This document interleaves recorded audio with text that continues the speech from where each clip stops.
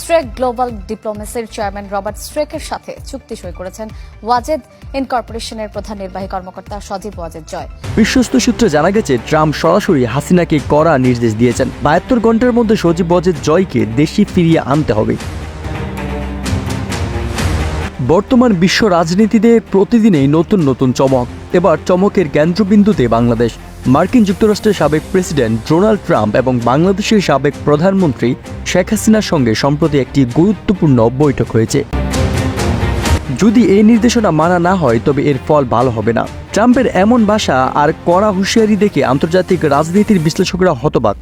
এদিকে প্রশ্ন উঠেছে, কেন জয়কে এভাবে দ্রুত দেশে ফিরিয়ে আনার নির্দেশ দেওয়া হলো? কি এমন ঘটেছে পর্দার আড়ালে?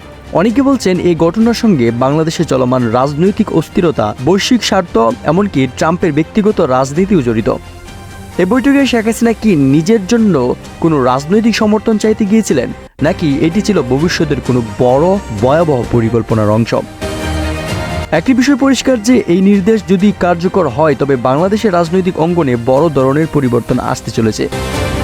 প্রিয় দর্শক, এ ব্যাপারে আপনি কি মনে করছেন জানিয়ে দিন আপনার মতামত ভিডিওর নিচের কমেন্ট বক্সে এবং অবশ্যই চ্যানেলটি সাবস্ক্রাইব করে দেন।